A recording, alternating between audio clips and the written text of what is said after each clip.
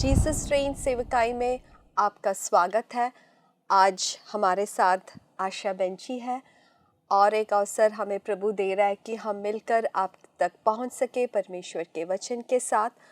तो आज हमारे जीवन में प्रभु ने किस प्रकार से हमारे जीवन को प्रभु ने बुलाया प्रभु की सेवकाई के लिए। और बहुत जवान लोगों से जब मैं बात करती हूँ और बहन लोग उन लोग कहते हैं कि हम लोग किस प्रकार से समझ सके कि हमारे जीवन में प्रभु की बुलावट है, तो किस प्रकार से हम प्रभु ने मुझे बुलाया है, मुझे परमेश्वर की सेवकाई करना है, ये किस प्रकार से हम समझ सकते हैं। तो आज मैंने सोचा कि हमारे जीवन के अनुभव से और वचन के अनुसार से अगर आपको मालूम है कि हाँ मुझे प्रभु ने बुलाया है, अगर ऐसा एक आपके हृदय में इच्छा है, तो आप कैसे आगे चल सकते हैं, कैसे आप प्रभु की सेवकाई को कर सकते हैं। तो इस विषय में आज हम आपसे अपने जीवन से वचन से बांटना चाहते हैं। तो प्रभु के बुलावट सबके लिए, प्रभु ने सबको ही बुलाया है। हम सबको यीशु मसीह ने बुलाया कि हम यीशु मसीह के जैसे बने और यीशु मसीह के वचनों में जा सके। जहाँ कहीं भी जिन जिन क्षेत्रों में प्रभु ने हमें रखा है वहाँ सब हम फेथफुल होकर रहे और यीशु के अच्छा गवाही बने, इसके लिए बुलाया है। लेकिन बुलावट कॉलिंग के बारे में देखें तो हम दो प्रकार के बुलावट बाइबल से देख सकते हैं। एक होता है कॉलिंग माँ के कोख से, जैसे जर्मिया के जीवन में है। माँ के कोख से कुछ लोगों को प्रभु चुन लेता है और कुछ लोगों के विषय में देखते हैं कि वो जब परमेश्वर की सेवकाई में नहीं, तो वो जहाँ कहीं प्रभु ने उनको रखा है वहाँ पर जो वो विश्वास योग्यता के साथ कार्य को करते हैं, तब प्रभु उनको बुलाता है। उसका एक अच्छा उदाहरण है योशुआ। मूसा के साथ था और योशुआ जो है बहुत ही वफादारी से जो कार्य को करता है, तो परमेश्वर उसको बुलाता है। तो बहुत लोगों को डर रहता है कि हाँ मुझे सेवकाई में निकलना है, लेकिन आगे कैसे होगा। और उनके अंदर ये डर के कारण बहुत लोग सेवकाई में आगे जाने से वो अपने आप को पीछा करते हैं या पीछे चले जाते हैं। इससे भी उनके जीवन के द्वारा परमेश्वर का जो उद्देश्य है वो पूरा नहीं कर पाते। लेकिन अगर आपके अंदर आपको मालूम है कि हाँ प्रभु ने मुझे बुलाया है, प्रभु का बुलावट मेरे ऊपर है, तो आपको कोई बात के लिए डरने की ज़रूरत नहीं है। हम बाइबल में देखते हैं कि यीशु मसीह ने जब पतरस को देखा तो पतरस से कहा कि मेरे पीछे आ जा। इसी प्रकार चेलों से जब कहता है, वचन में देखते हैं कि उन्होंने सब कुछ छोड़कर यीशु के पीछे चला गया। तो अगर आपके अंदर भी आपको वो बुलावट लगता है, आपको भी लगता है कि हाँ प्रभु ने मुझे अपनी सेवकाई के लिए बुलाया है, वो आवाज़ आपके अंदर एकदम साफ रीति से अगर आपको समझ में आ गया, तो कि कोई बात की डर नहीं है। लेकिन जब कॉलिंग मेरे जीवन में भी देखूं तो मेरे बचपन में या 12th के बाद मुझे इतना साफ रीति से जैसे आज मैं समझती हूँ ऐसे मैं समझती नहीं थी। जब किसी ने मुझसे कहा कि प्रभु ने आपको बुलाया है, तो मैंने फट से क्या सोचा कि जैसे सैमुएल को सुनाई दी आवाज़ सैमुएल सैमुएल कर कर, तो मैंने सोचा कि हाँ ऐसा कॉलिंग तो मेरे ऊपर नहीं आया कभी। मेरे कमरे में मुझे यीशु ने आकर शिबा शिबा कर कर तो नहीं बुलाया। तो मेरे अंदर शक हुआ कि सच्ची में क्या प्रभु ने मुझे बुलाया है। तो कभी कॉलिंग का अर्थ ये नहीं कि आपका नाम लेकर बुलाए, हो सकता है। लेकिन मैं क्या सोचती हूँ मेरे जीवन में मैंने जो समझा है, अगर आपके अंदर बहुत ही एक इच्छा है कि हाँ मुझे प्रभु के लिए कुछ करना है, और वो जो प्यार से कि मेरे जीवन में प्रभु ने इतना कुछ किया जिसकी कोई भी योग्यता मेरे जीवन में नहीं था, प्रभु ने मेरे जीवन में किया, तो मेरे इस छोटे से जीवन से मैं कुछ ना कुछ प्रभु के लिए करना चाहती हूँ। अगर एक इच्छा है ऐसा, तो मैं सोचती हूँ कि ज़रूर प्रभु का कॉलिंग आपके ऊपर है। छोटा सा कार्य हो सकता है, कलीसिया में एक छोटा सा मदद करने का हो सकता है, वर्शिप लीड करने का हो सकता है, प्रेयर लीड करने का हो सकता है, गाँव में बस्तियों में जाकर बीमार लोगों के लिए प्रार्थना करने के लिए हो सकता है, ये सब कॉलिंग के अंदर आता है। लेकिन जो भी कार्य प्रभु हमें दिया है उसको अगर हम विश्वास योग्यता के साथ करें तो प्रभु हमें नेक्स्ट नेक्स्ट लेवल तक ले पहुंचाता है। हमारे जीवन में भी जैसे ही हमारे क्लास 12 ख़त्म हुआ तो प्रभु ने बड़ा एक अनुभव हमें दिया कि हम प्रभु की सेवकाई के लिए निकल सके। जो मैं सोचती हूँ, मैं हरदम उसके लिए प्रभु को धन्यवाद देती हूँ कि प्रभु मुझे आपने उस समय, जब मुझे इतना कुछ नहीं मालूम था, लेकिन उस समय प्रभु की आवाज़ को सुनने के लिए, प्रभु की आवाज़ को मुझे ओबे करने के लिए प्रभु ने मदद किया, जिसके कारण मैं आज जब पीछे मुड़कर देख सकती हूँ, मैं बोल सकती हूँ कि उसी के कारण मैं इतना आशीषित हूँ, क्योंकि प्रभु की आवाज़ को सुनने के लिए और प्रभु की आवाज़ को ओबे करने के लिए प्रभु ने अनुग्रह किया। प्रभु की अनुग्रह से बस इस हद तक मैं आ पहुंची हूँ। जब मैंने निर्णय लिया कि मुझे प्रभु की सेवकाई करना है तो बहुत सारा प्रश्न मेरे सामने आया। मेरे मम्मी मेरे साथ थी, मेरी मम्मी एक विधवा थी और लेकिन मेरे मम्मी के अंदर बहुत ही एक विश्वास था और मेरे मम्मी के अंदर मम्मी कभी हमें सेवकाई करने से डिस्करेज नहीं किया। लेकिन मेरे सामने, मेरे मम्मी के सामने, मेरे रिश्तेदारों के द्वारा, हमारे जो बहुत ही अच्छे दोस्त लोग थे, उन लोग फैमिली फ्रेंड्स आकर कहे कि क्या आप सही निर्णय ले रहे हैं? आपकी बेटी अगर सेवकाई के लिए जा रही है, वो बाइबल कॉलेज जा रही है, तो इससे उसका जीवन आगे कैसे जाएगा? आप इसके लिए, भविष्य के लिए कुछ सोच रहे हैं? लेकिन हमारे अंदर एक ही इच्छा था कि प्रभु सब कुछ संभाल लेगा। अगर हम प्रभु की आवाज़ सुनकर करते हैं तो बाकी के दिन के बारे में हमें चिंता करना नहीं है। प्रभु हमारे लिए संभाल लेगा, प्रभु हमारे लिए रास्ता खोलेगा। वो एक दृढ़ निश्चय हमारे जीवन में था और प्रभु उसी प्रकार से आगे लेकर चलाया।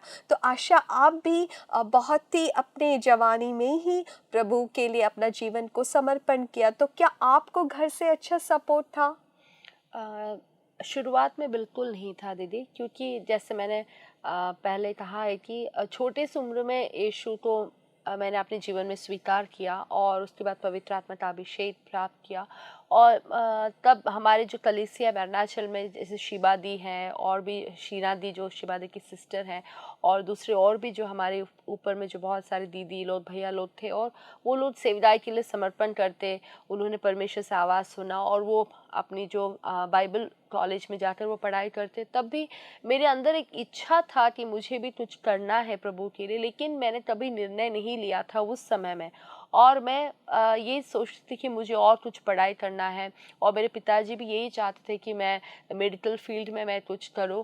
और लेकिन मुझे आज भी याद है, जब मैं 9वीं कक्षा में थी तो एक बार जो हमारी कलीसिया में इस प्रकार का ऑल्टर कॉल दिया गया था। एक एनटीसी से एक ब्रदर आए थे और उन्होंने इस प्रकार कहा कि जो कोई भी प्रभु की सेवकाई करना चाहते हैं वो अपने जीवन को समर्पण कर सकते हैं, आगे आकर आप प्रार्थना के लिए आ सकते हैं। मुझे उस समय भी मालूम नहीं था कि क्या है कॉलिंग, क्या है बुलाहट, लेकिन जैसे शिबा दी ने शुरुआत में कहा कि प्रभु के लिए कुछ करना है, कि यीशु ने मुझे इतना प्रेम किया, जो कुछ भी मैं प्रभु को वापस अपने जीवन से मैं दे सकती हूँ वो है सेवकाई। मैंने ऐसा ही सोचकर अपने जीवन को समर्पण किया। लेकिन मैंने वो निर्णय लिया, उस वजह से मेरे पिताजी बहुत मुझसे खफा हो गए, क्योंकि उनको पसंद था कि मैं कलीसिया में जाऊँ, उनको पसंद था कि मैं आराधना करूं, वचन सीखूं, लेकिन वो कभी नहीं चाहते थे कि मैं सेवकाई करूं। वो मुझे मेडिकल फील्ड में पढ़ाना चाहते थे, क्योंकि हमारे घर से कोई भी नहीं था जो विश्वास में था। तो बहुत सारे सवाल उन मेरे पिताजी के अंदर आए और वो बहुत ही मेरे खिलाफ हो गए मेरे इस निर्णय की वजह से। और उसके बाद में लेकिन धीरे धीरे मैंने ये देखा कि वो भी मेरे जो निर्णय को उन्होंने स्वीकार किया, और मेरे पिताजी ने मुझे सपोर्ट किया कि ठीक है, 12वीं कक्षा के बाद आप जाके बाइबल कॉलेज पढ़ो। लेकिन मुझे 12वीं कक्षा में असफलता आ जाने के बाद में मेरे पिताजी ने कहा कि अभी और कोई बाइबल कॉलेज नहीं पढ़ना है, जो कुछ मैं बोलूँगा वही तुम्हें पढ़ना है। और मेरे अंदर भी यही सोच आया कि क्योंकि मेरी पढ़ाई में मुझे असफलता आई है तो मैं अभी और बाइबल कॉलेज नहीं जाऊंगी, मैं सेक्युलर स्टडीज़ ही में करूंगी। और ऐसे जो बुलाहट, जो सेवकाई के लिए मैंने जो समर्पण किया था, उसमें से मैं हटकर मैंने सेक्युलर स्टडीज़ की, मैंने डिग्री डिग्री किया, फिर मैंने पीजी किया। लेकिन मैं आपसे कहना चाहूँगी कि ऐसा कोई भी दिन नहीं था जहाँ पर ये मुझे सुनाई देता था कि आशा, वो जो कॉलिंग है तुम्हारे ऊपर, जो प्रभु ने तुम्हारे लिए रखा है, जो तुम्हें करना है, क्या तुम्हें वो याद है? किसी न किसी तरीके से उस आवाज़ को मैं हर दिन मैं सुनती थी। और वापस उस बुलाहट में, वापस उस सेवकाई में मुझे मेरी शादी के द्वारा मैं वापस आई। मैं ये कहना चाहूँगी कि ऐसा कभी आप ना सोचें कि क्योंकि आपने कभी निर्णय लिया था कि मैं प्रभु की सेवकाई करूँगी और अभी आप सेवकाई नहीं कर रहे, तो प्रभु याद नहीं करता है आपको, या फिर आपकी उस निर्णय को प्रभु भूल गया है। मैं ये कहना चाहूँगी कि शायद हम भूल जाएं हमारे जो निर्णय हम प्रभु के सामने लेते हैं, लेकिन प्रभु वो हमेशा विश्वास योग्य है। वो कभी नहीं भूलता जो निर्णय, जो डिसीशंस हम प्रभु के सामने लेते हैं, और उस निर्णय को जब हम प्रभु के सामने समर्पण करते हैं, हमें फिर से प्रभु उसी राह में लेकर आता है। अगर हमारे जीवन में बुलावट है तो हम जितना भी पीछे चला जाए, जितने भी दूसरे रास्ते में चला जाए, प्रभु ज़रूर बिल्कुल। हमारे बुलावट को पूरा करने के लिए प्रभु हमें मौका देता है। जैसे कि आशा अपने अनुभव में बोल रही थी कि वो क्लास 9th में थी, और जब प्रभु के दास जब ऑल्टर कॉल दे रहे थे सेवकाई के लिए, उसको इतना समझ में नहीं था कि कॉलिंग क्या होता है, सेवकाई क्या होता है। लेकिन उस छोटे से बेटी, छोटे से लड़की के अंदर यही था कि प्रभु मुझे आपके लिए कुछ करना है। मैं ऐसा विश्वास करती हूँ कि जितने लोग सुन रहे हैं, आप में से कई लोग हैं जिनके अंदर ये इच्छा है कि हाँ प्रभु, मेरे जीवन से भी मैं आपके लिए कुछ करना चाहती हूँ। अगर ऐसा एक इच्छा है तो आप समझ लो कि प्रभु की बुलावट आपके जीवन में है। तो आप बस प्रार्थना करने से हो जाएगा कि प्रभु मुझे आप इस्तेमाल करें। प्रभु मुझे नहीं मालूम किस रीति से आप मुझे इस्तेमाल करोगे, लेकिन अपने हृदय से, सच्चे हृदय से, कुछ भी और लालच के साथ, किसी को देखकर किसी के जैसे बनने के लिए नहीं, लेकिन अपने हृदय से बोले कि प्रभु आप मुझे इस्तेमाल करें, मैं आपके लिए यहाँ तैयार हूँ। अगर आप बोलते हैं, ज़रूर प्रभु आपके जीवन को इस्तेमाल करेगा। आशा, आप क्या बोलना चाहते हैं इसमें? जी, बिल्कुल, शिबा दी ने जो कहा है वो बिल्कुल सही कहा है। जब हम अपने जीवन को यीशु के हाथ में समर्पण करते हैं, हमें हमारे दिल में ये एक निर्णय होना चाहिए कि मुझे प्रभु की सेवकाई इसीलिए नहीं करना चाहिए क्योंकि लोग मेरे बारे में जाने, मेरे नाम को, अरे ये सिस्टर आई है, सब लोग मेरे बारे में प्रसिद्ध हो जाऊँ, सारा जो फोकस है वो सिर्फ मेरे ऊपर हो। जैसा अभी हम सोशल मीडिया का टाइम है, यूट्यूब का समय है, हम जो भी करना चाहते हैं, हम जो वीडियोस या मैसेज जो भी हम करना चाहते हैं वो हम यूट्यूब के द्वारा हम डाल सकते हैं। लेकिन हमारे अंदर में हमारी जो इच्छा क्या है, हमारा जो इंटेंशन क्या है, वो ज़रूर पवित्र आत्मा देखता है कि किस इंटेंशन से, किस इच्छा से हम प्रभु की सेवकाई में आना चाहते हैं।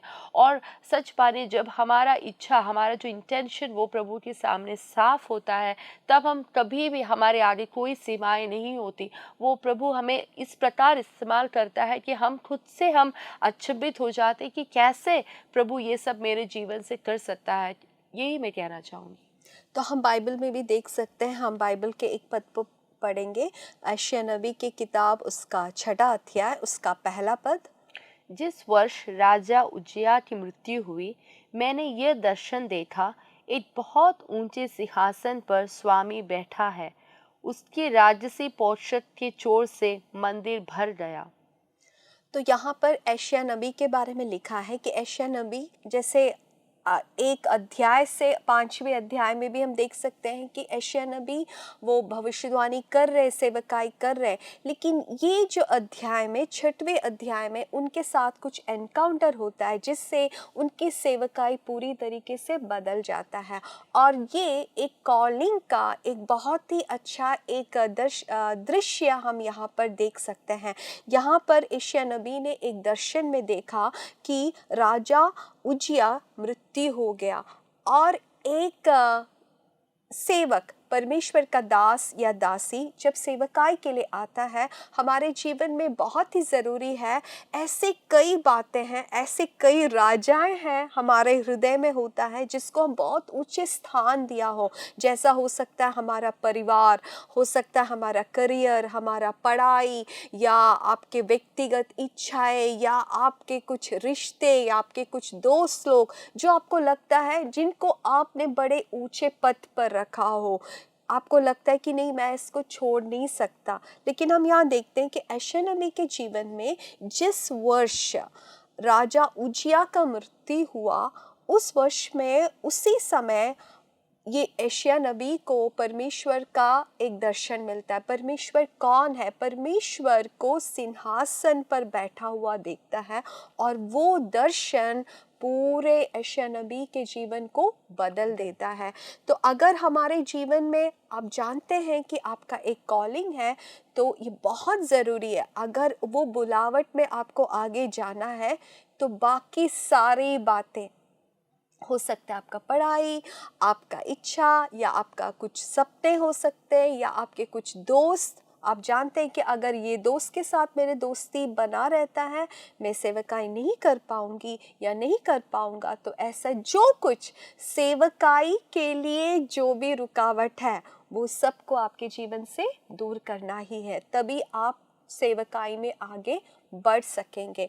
अगर आपको लगता है कि आपको प्रभु ने सेवकाई के लिए बुलाया है, तो वहाँ पर चाहिए एक टोटल सरेंडर, क्योंकि सेवकाई जो है उसमें बहुत बड़ा एक बलिदान का ज़रूरत है। आप पूरे संसार में जैसे चलते हैं वैसे चले, और उसके साथ ही आप सेवकाई को भी लेकर चलना चाहते हैं, तो ये नहीं हो सकता। या तो आप संसार के पीछे जाए, संसार की बातों के पीछे जाए, या आप सेवकाई के लिए जब अपने जीवन को समर्पण करते हैं, पूरा परमेश्वर का इच्छा के लिए समर्पण करना है। इसी में कई लोगों को दिक्कत होता है। कई जवान लोगों को मैंने देखा, उनको मालूम है उनके अंदर कॉलिंग है, लेकिन उनका एक दोस्त होगा, उनका एक बॉयफ्रेंड होगा, उनका एक गर्लफ्रेंड होगा, जिसके कारण वो सेवकाई में आने के लिए रोक रहा है। हो सकता है कि कईयों के माता पिता, वो लोग चाहते हैं कि बच्चों को दूसरे किसी क्षेत्र में ले जाए, जैसे कि आशा अपने अनुभव कह रही थी। अगर आप ऐसे व्यक्ति हैं, आपको लगता है कि आपको सेवकाई करना है, लेकिन आपके पापा मम्मी चाहते हैं कि आप दूसरा कुछ करें, तो कभी रिबल ना करें। आपको क्या करना है? आपको बस प्रार्थना करना है। आपके माता पिता से कभी झगड़ना नहीं है। अगर प्रभु ने आपको बुलाया है, मैं आपको 100% आपको बोल सकती हूँ कि प्रभु खुद आपके माता पिता से बातचीत करेंगे, नहीं तो उसके लिए रास्ता खोल कर लाएंगे। तो आप बस प्रार्थना करते रहें, और इसके लिए कि प्रभु मुझे आप सेवकाई के लिए तैयार करें, तो प्रभु वहाँ पर भी रास्ता खोल देगा। लेकिन अगर आपको मालूम है आपको सेवकाई के लिए बुलाया है, लेकिन संसार की बातों में अगर आप इन्वॉल्व्ड है, तो कभी भी आपको संसार की बातों में, या आप जब नौकरी भी करेंगे वहाँ भी आपको सफलता नहीं मिलेगा, और आप मसीह जीवन में भी आगे बढ़ नहीं पाओगे। तो आपको कभी डरना नहीं है। अगर आप सेवकाई के लिए आपके अंदर एक इच्छा है, तो ज़रूर प्रभु क्या करना चाहते हैं, हो सकता है आप नौकरी के साथ भी सेवकाई कर सकते हैं, आपका छोटा बिजनेस हो उसके साथ भी आप सेवकाई कर सकते हैं। तो कोई भी बात आपकी सेवकाई के लिए रुक नहीं लाना है। आशा, जब आपने अपने जीवन को सेवकाई के लिए, जैसे कहा कि आपके मैरिज के बाद, शादी के बाद ही आप पूरे सेवकाई में आ सके, तो आपको मन में सेवकाई के बारे में आप क्या सोचते थे? सेविदाई के बारे में जब अरुणाचल में थी तो मैंने देखा है कि पास्टर अंकल, फिलिपोस अंकल हैं, उनकी वाइफ डोली आंटी, फिर शिबा दी है, फिनी भैया है, तो परमेश्वर की सेविदाई करने वाले लोगों को मैंने देखा है। लेकिन जब व्यक्तिगत तौर पर आप जब शादी के बाद व्यक्तिगत तौर पर आप जब सेविदाई में उतरते हैं, तो हमारे जो मन में जो सोच है, हमारे मन में जो चित्र है, उस सबसे बहुत ही अलग रहता है। मैं जो सोचती थी कि सेविदाई मतलब हाँ प्रभु के लिए वचन बोलना है, लोगों के लिए प्रार्थना करना है, और जब टाइम डिफरेंस होता है, जैसे कि हम जैसे बहुत आराम से अपनी ज़िंदगी को हम एक रेगुलर टाइम टेबल में हम बिता रहे थे, अचानक से जब प्रभु की सेवकाई में हम आते हैं तो हमारा टाइम टेबल नहीं होता है। वहाँ पर प्रभु की इच्छा है, प्रभु का राज्य है सबसे आगे, प्रभु का काम है सबसे आगे। और जब हम उस बात के लिए हम अपने जीवन को समर्पण करते हैं, तो कई बार हमें सैक्रिफाइस करना पड़ता है। कई बार हमारा जो कंफर्ट जोन्स होता है कि हाँ मैं 11 बजे ही मैं सोती हूँ, लूँ, मुझे सुबह 7 बजे ही मैं उठूँगी, इसके बीच में मुझे कोई डिस्टर्ब नहीं करना है। ये प्रभु की सेवकाई में नहीं हो सकता, क्योंकि पवित्र आत्मा हमें जब इस्तेमाल करना शुरू करता है तो फिर प्रभु का समय है। जो समय प्रभु चाहता है उस समय के लिए हमें तैयार रहना चाहता है। उस समय के लिए हमें तैयार रहना होगा। हमारे घर में बिना बुलाए कोई मेहमान आ जाता है जो प्रभु के दास हैं, तो प्रभु हमसे यही चाहता है कि वहाँ पर भी हम प्रभु की सेवकाई करें। सेवकाई का अर्थ ये नहीं है कि सिर्फ हम जब बाहर जाकर हम वचन को संदेश के रूप में देते हैं या फिर बाहर जाकर हम हाथ रखकर प्रार्थना करते हैं, सिर्फ वही सेवकाई नहीं है। जैसे शिवा दी ने शुरुआत में कहा कि वो छोटी से छोटी बात जो भी हम अपने हृदय से मैं करती हूँ वो प्रभु के लिए है, उस सोच के साथ हम जब करते हैं तो वो सेवकाई है। शायद वो घर में बैठकर प्रार्थना करना हो या फिर घर में बैठकर कोई प्रभु का दास आया है, हम उनके लिए हम खाना बना के देते हैं, जो कुछ भी है वो क्या है, प्रभु की सेवकाई है। और इस सब के बारे में मुझे शुरुआत में कोई भी खबर नहीं थी। धीरे धीरे पवित्र आत्मा ने मुझे सिखाया, पवित्र आत्मा ने मुझे बताया, पवित्र आत्मा ने मुझे ट्रेन किया कि ये है सेवकाई। और अभी भी कहीं 10% भी मैं नहीं पहुंची हूँ, बहुत कुछ अभी सीखना बाकी है। लेकिन हम जब अपने जीवन को प्रभु के लिए समर्पण करते हैं और ये कहते हैं कि प्रभु आप जैसा इस्तेमाल करना चाहते हैं आप करो, मैं तैयार हूँ, जब पवित्र आत्मा साथ में है तो वो सब कुछ ठीक करेगा। तो यही विश्वास मेरे अंदर प्रभु ने डाला। सेवकाई के लिए सबसे ज़रूरी यही है कि पूरा समर्पण, कि प्रभु आपकी इच्छा मेरे जीवन में जो भी हो पूरा हो जाए। तो उसके लिए परमेश्वर का इच्छा होता है। कभी हम नहीं बोल सकते कि इनका जीवन जैसा हुआ ऐसे मेरे जीवन को कर दो, नहीं तो ये जैसे सेवकाई करते हैं ऐसे मुझे सेवकाई करने दो, या ये जो जगह में करते हैं ऐसे जगह में मुझे दो। नहीं हो सकता है कभी आपको बस्ती में भेजे, कभी आपको गांव में भेजे, कहीं हो सकता है एकदम पहाड़ पर भेजे, हो सकता है कहीं आपको शहर में भेजे, लेकिन जहाँ कहीं भी प्रभु कहता है, प्रभु आपको रखता है, वहाँ पर प्रभु की इच्छा को पूरा करें। बहुत सारे यूथ्स, मैं सोचती हूँ कि आप मुझे देख रहे हैं, आपके कलीसिया में बहुत बड़ा अपॉर्चुनिटी है।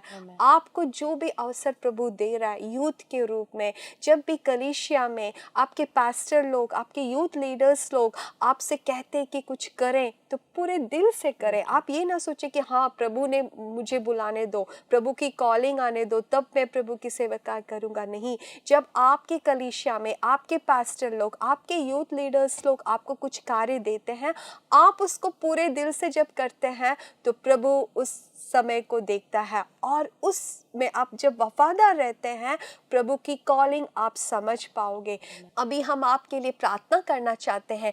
जितने लोगों के अंदर ये सोच है कि हाँ प्रभु ने मुझे बुलाया है, लेकिन आपके अंदर एक डर है, अगर मैं सेवकाई के लिए निकलूं तो मेरे जीवन में क्या होगा, आगे कैसे होगा, अगर ऐसे आप डरते हैं तो हम लोग आपके लिए प्रार्थना करना चाहते हैं। क्योंकि हमारे जीवन में भी जब प्रभु ने हमें बुलाया, हमें आगे क्या होगा कुछ नहीं मालूम था, लेकिन विश्वास करते हुए प्रभु की उस आवाज़ को जब हमने ओबे किया, हमारे जीवन में बड़ी आशीषों के हमने प्राप्त किया।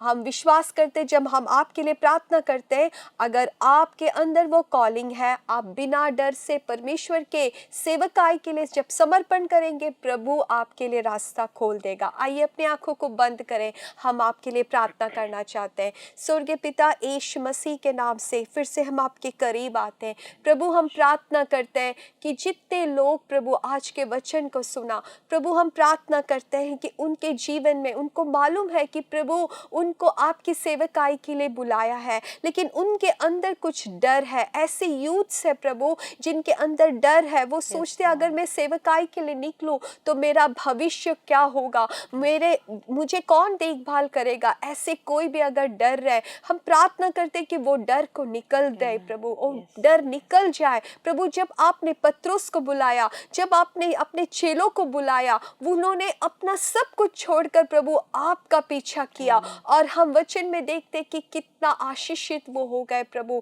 कितने लोगों के लिए वो आशीष का कारण बना। प्रभु हम प्रार्थना करते हैं कि ऐसे कुछ लोग ये संदेश को सुन रहे, वो सेवकाई करना चाहते हैं, लेकिन उनका कुछ रिलेशनशिप वो सेवकाई के लिए आज एक बाधा बनकर है, वो उस रिलेशनशिप को कॉलिंग से भी ऊपर रखे। प्रार्थना करते हैं कि प्रभु आपकी जो बुलावट को वो पहचान सके, जैसे कि हमने यशायाह नबी की किताब में पढ़ा, वो राजा उजिया जैसे मर गया, इनके जीवन में भी अगर इन किन्हीं बातों को राजा के स्थान पर रखा है, कुछ भी बात परमेश्वर से भी बढ़कर इनके जीवन में है, तो प्रभु आप उनको मदद करें कि सबसे प्रथम स्थान यीशु मसीह आपको देने के लिए, आपकी बुलावट को देने के लिए, ताकि इनका जीवन प्रभु हजारों के लिए एक आशीष का कारण बने। प्रभु हम प्रार्थना करते हैं ऐसे माता पिताओं के लिए जो प्रार्थना करते हैं कि उनके बच्चे आपकी सेवकाई करें। प्रभु हम प्रार्थना करते हैं कि हमारे परिवारों में से